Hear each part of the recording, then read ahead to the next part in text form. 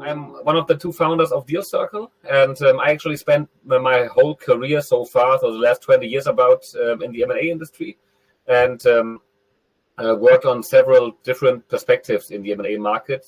Started in the corporate M&A area with a huge German industrial company, Siemens, and have been involved in a carve-out of a large business unit, about 5 billion revenues, carve-out, and then the disposal of the business.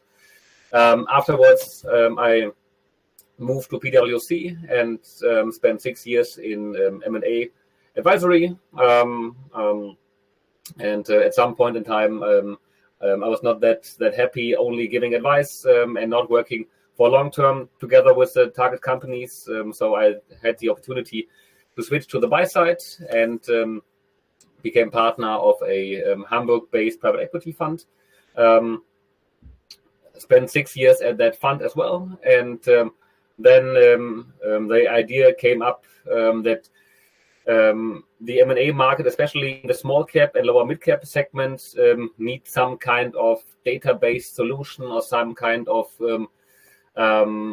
clearing system between the M&A advisors and the potential buyers, and that was the founding idea of DealCircle. So that was end of 2018, end of 2017, beginning of 2018, and then we decided to leave that private equity fund and to kick off DealCircle, and that's what we've done since then. So DealCircle is now 4.5 years old, and we have about 70 employees and keep on growing quite steadily.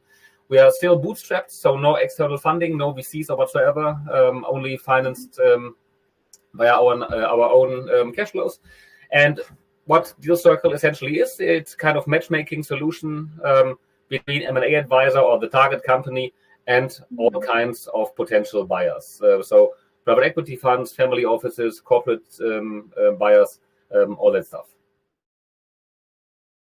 I never decided specifically to go into fintech because that was so appealing for me. But I was always, I have a financial background, studied financial management, so no technical background. But worked at that private equity fund. And then I came up to the conclusion that the market has some, that the market is lacking transparency, and that a lot of deals are broken because the buyer and the seller simply don't find to each other. So I came from the problem side and from the demand of the parties in the M&A industry.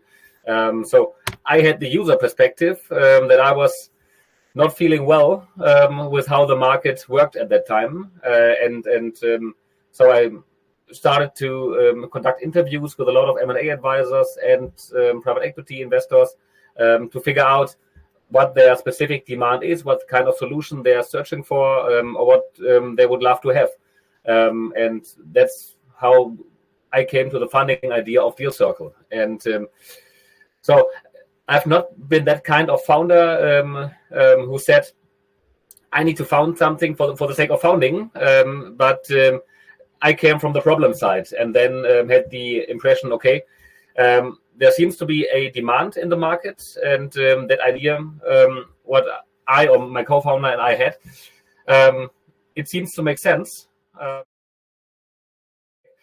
Of course, I'm more involved in the at the point where tech and business comes together. So of course, I'm having a lot of chats with other founders, and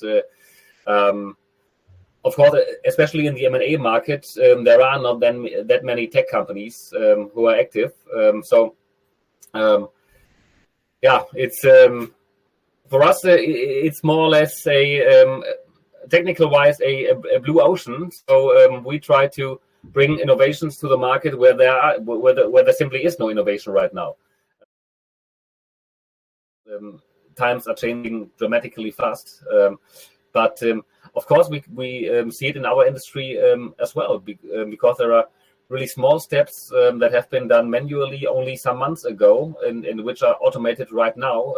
And we ourselves, or the M&A parties, don't even need the ability to code themselves, but they can use open source tools and implement them quite fastly into their day-to-day processes. And that makes me very happy that a non-technical guy like me can use really fancy tech stuff to increase increase productivity and speed of work. And I guess that's a good picture for us, how technology helps us, even if we don't understand how it really works, but we see the outcomes, and we only need to understand how to use it. That makes me really curious to see, especially for starting up a startup. Just be curious, try to go through the world with open eyes, and try to understand what works, what doesn't work properly today in the market, and try to imagine new, different ways how processes could work, and then just have the courage to start something, and to so don't come from the problem side, but think in possible solutions.